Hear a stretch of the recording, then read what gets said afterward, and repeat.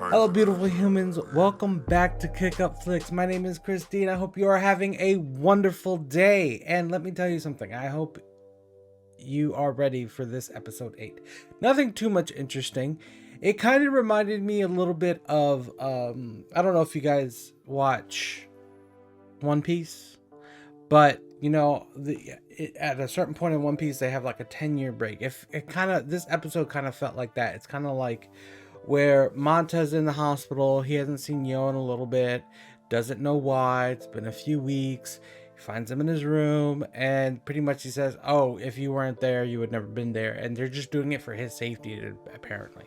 Yeah, this one's gonna be full of a lot of spoilers. So if you haven't seen it, go watch it, because we're gonna talk about it a little bit. So with that in mind, one thing I kind of noticed was that Manta was going off in his own direction. You get to meet this guy, the man right here in this picture, the old man. It's his dad, who says, "Oh no, you're gonna join the family business. You're the heir to this." But at the same time, the little girl with little pigtails, or the bows in her hair, that's his sister, who was sitting next to a computer, who seemed to be more interested in the business than Manta. Manta wanted more freedom, like Yoh, and for some odd reason, they're just ignoring her, and she is just there, and in a way she's jealous, just like Manta wants her out of her life. Like, you need to mind your business because you know everything.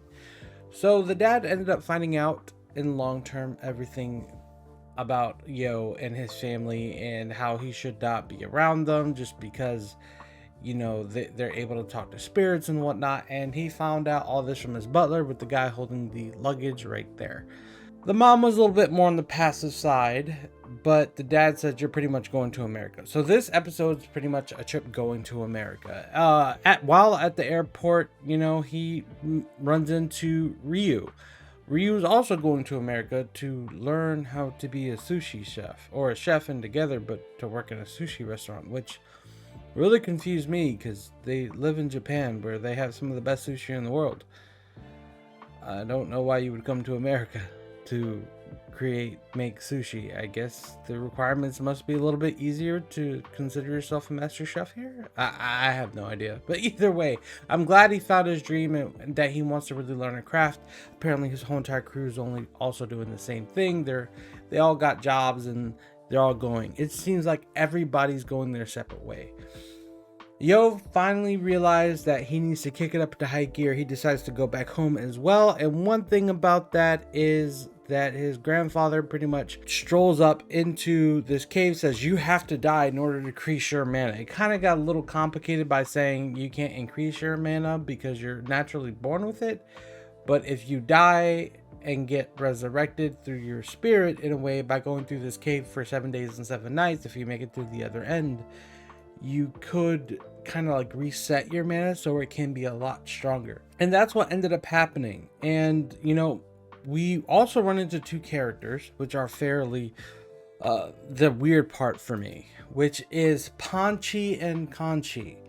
Panchi's the red one, Conchi's the fox one. And let me tell you something. If you look at Panchi very closely, no, not that very closely, you'll actually see that it is his gonads that are literally out and exposed. I found that very weird. It made me feel a little uncomfortable at first. I was like, you know what, kind of whatever. It's funny at the same time, but the stuff, the liberties that they take for this episode are quite extensive. They're bored spirits that tried to lie to, go somewhere other than staying in their statues. And I think that's as far as they kind of went with this episode, as far as them. And Yoh did end up getting stronger, realizing that it is time to fight Ren. And one thing that we realize is that Yoh might put up a good fight. He did have a transformation. If you haven't seen it yet, I don't want to really ruin it, so I'm not posting it right now. But it actually looks pretty amazing. And one thing we did find out about spirits is that they progress and get stronger. Yoh would also, or shamans, as they progress, they can actually learn how to talk and do other things in their soul form. Before, one thing I didn't realize is that when Yoh would put Minamoto into the sword, he never talked. But now he can, which apparently that's like an evolution state as he changes.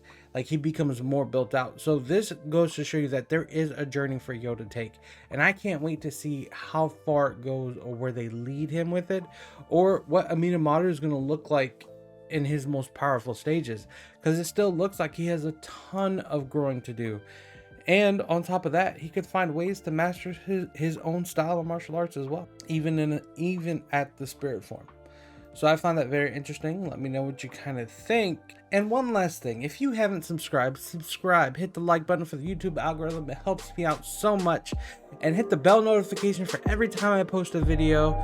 And till next time, kick up and not down, and I will see you later. Peace.